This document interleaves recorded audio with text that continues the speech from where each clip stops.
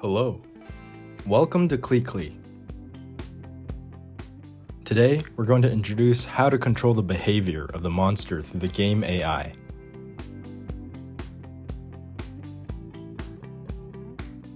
So what is AI in the game? AI in the game means that units have intelligent behavior by stimulating the actions of real players, such as PvE mode, intelligent AFK system, enemy troops, summons in-game. These are all effects achieved through the game AI. Game AI can spawn enemies and simplify players' actions, mostly as an essential part of gameplay, enhancing the player's engagement. There are two main ways to realize game AI: behavior trees and finite state machines. This course will introduce the method of behavior trees. Those who are interested in finite state machines can also enter the corresponding course to watch. A behavior tree is to set up a tree for NPCs' actions, such as walking, attacking, and jumping. With that in mind, let's take a look at what we need to implement in this lesson with the game AI.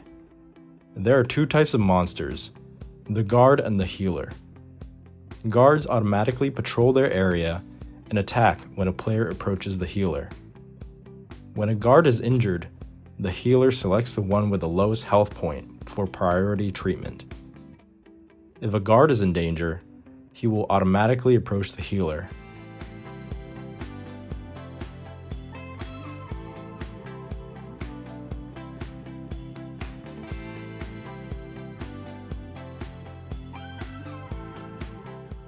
Through the introduction, we can find there are two opposing teams in the game, which we name the player team and the AI team.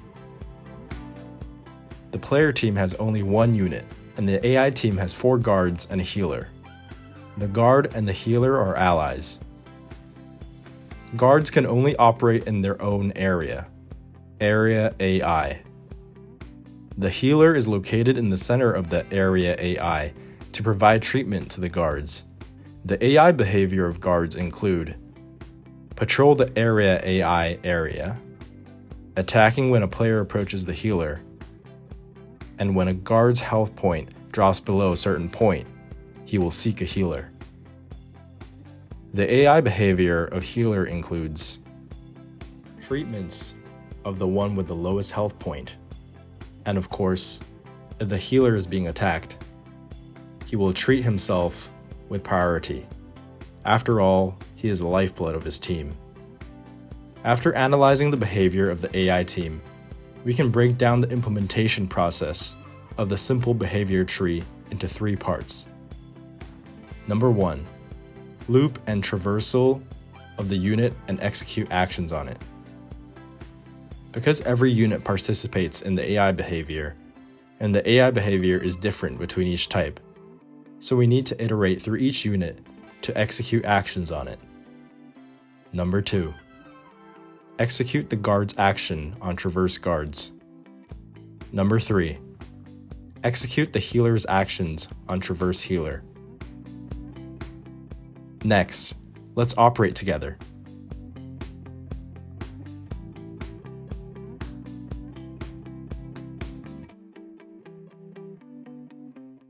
To get started, we need to set up some initialization. For example, the player unit and the healer unit will be used frequently. To facilitate subsequent use, we set global variables for storage first. Set a global variable of type unit to store player units. You can choose any unit you like.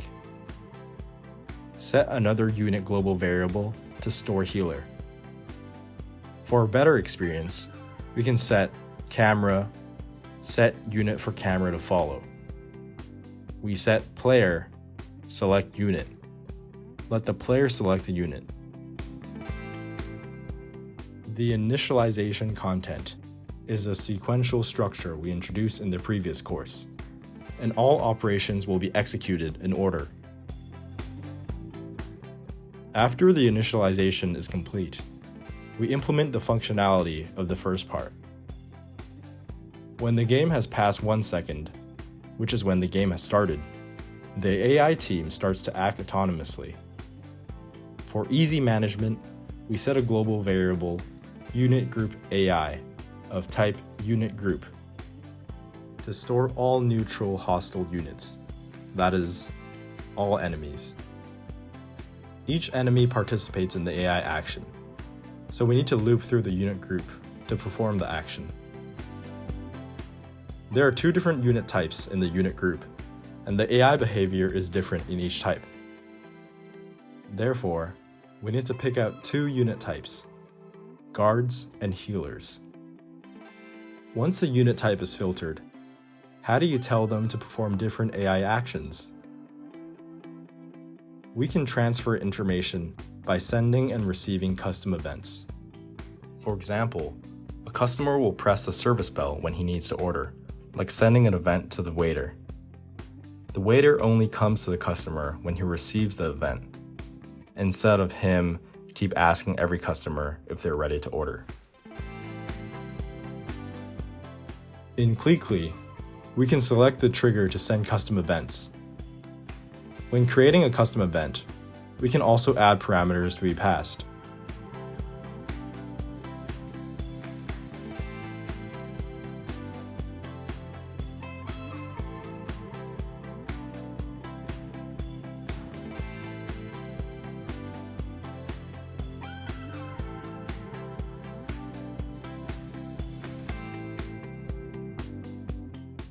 The pass parameter here is the unit selected when traversing units.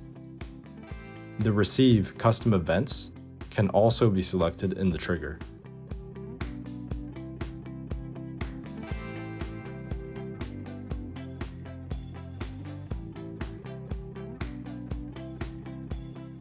In Qlikly, we can select the trigger to send custom events. When creating a custom event, we can also add parameters to be passed. The pass parameter here is the unit selected when traversing units. The receive custom events can also be selected in the trigger. Once the guards and healer receive their own different events, they can perform different AI actions. For now, we have completed the first part of the triggers.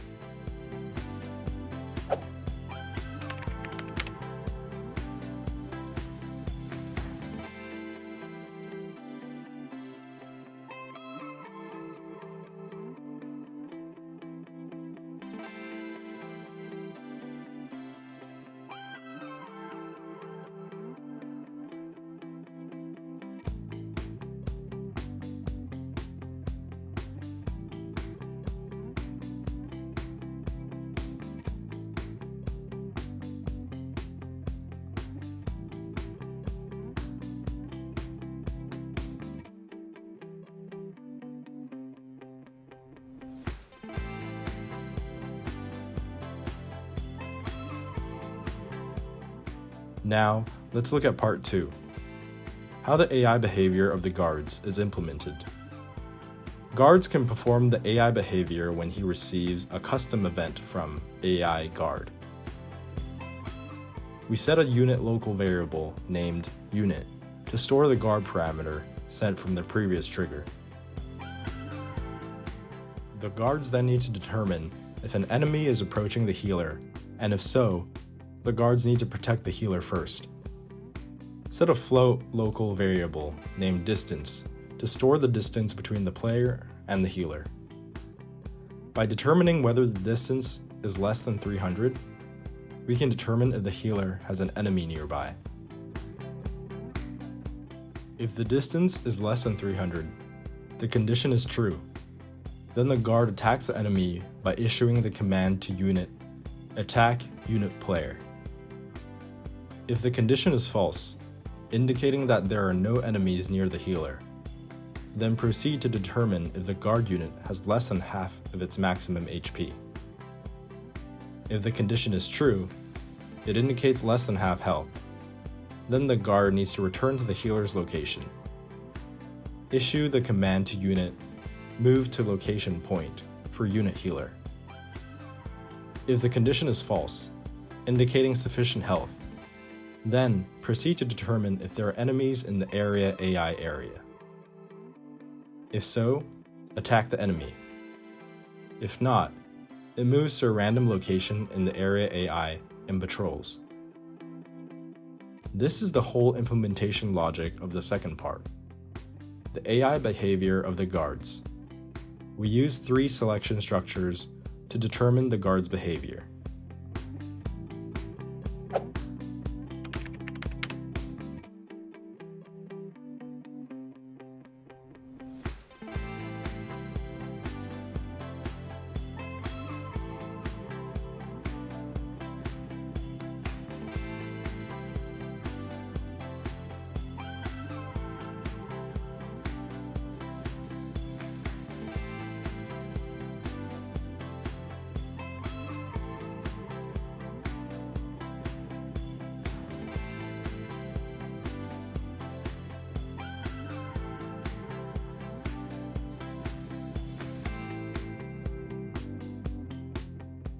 Next, we move on to part 3, how the healer's AI behavior is implemented. When the healer receives the sent custom event AI healer, it is ready to perform its own AI behavior. Similarly, we set a unit local variable to store the healer parameter sent from the trigger in part 1. Then determine if the healer's current health is equal to its own maximum health. If the condition is true, it indicates the healer is not injured and can treat the partner. But how do we find the one with the lowest HP? We can create a new function called min-HP-unit to find the unit with the lowest health. We can use function library directly. In the first step of the function, we set proportion HP to a float local variable, representing a percentage of HP, the initial value set to 1. Then set a unit local variable to store the unit with the lowest health. The initial value is empty, indicating that no guard is injured. Then traversal the unit group to perform an action, so we can pick up the unit with the lowest HP. Then set a float local variable, proportion min-HP, to store the traversal unit by the current life divided by maximum life. Then determine if proportion min-HP is less than proportion HP. If the condition is true, it means iterating over a smaller number than the current number, setting proportion HP to equal proportion min-HP, and recording the smaller number. Then set the unit with the lowest health as the unit selected when traversing units. If the condition is false, no action is performed. This way, we can pick up the unit with the lowest health in the unit group. In the end, we found the unit, but don't forget to return it.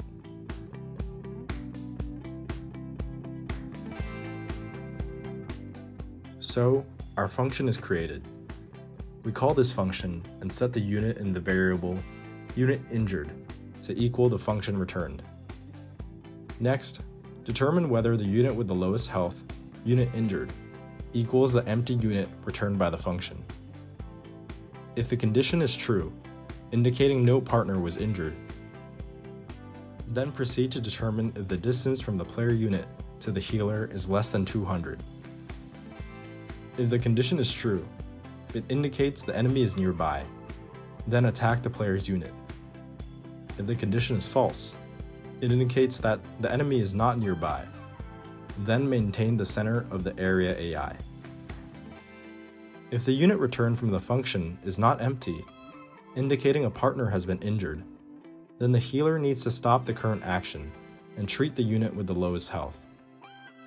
In order to simulate the actions of the treat, we can choose to play an action animation. This adds realism to the game. Of course, in the beginning, if the healer's health is not enough, he will treat himself first. He needs to stop action and treat himself. Finally, in order to make the treatment realistic, the unit animation can be played. This is part 3, the complete implementation logic of the healer's AI behavior. We use 3 selection structures to determine the healer's behavior.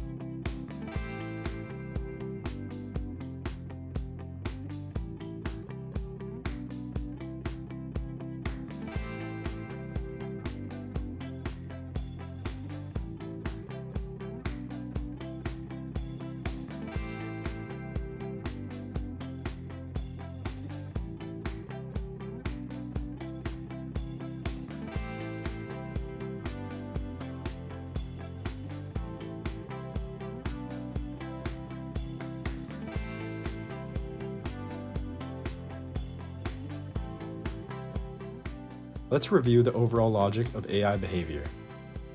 Once the game starts, loop through the unit group of the AI team and pick out different unit types. The guards and healer have their own AI behavior. We need to send different custom events to differentiate. Use the if statement to constantly determine if there is any enemy near the healer. Does the unit have enough health? Are there any enemies in the AI area? After the healer receives the AI healer event, it performs its own AI behavior. Use if statements to constantly determine if they have enough health. Are there any units injured? And use the function min-HP unit to find the most injured unit. Well done. Our functions are complete. Let's get into the game and test it.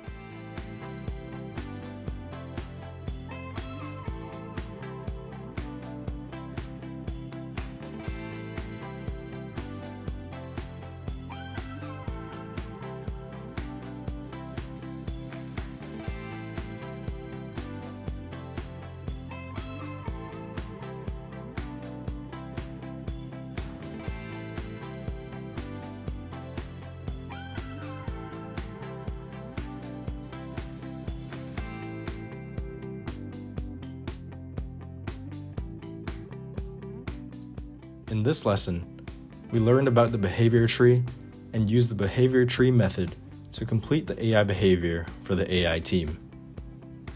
During the learning process, we used loops to go through all units and perform actions on them. We analyzed the behavior of different unit types, learned about sending and receiving custom events, and created functions to return minimum health units. The behavior tree is an AI behavior pattern that can be used in many scenarios, such as monsters on patrol, NPC walking freely around the town, player summons with a little intelligence, and so on. AI behavior can make the reactions of unit characters more varied and realistic. That's all for today's lesson. See you next time.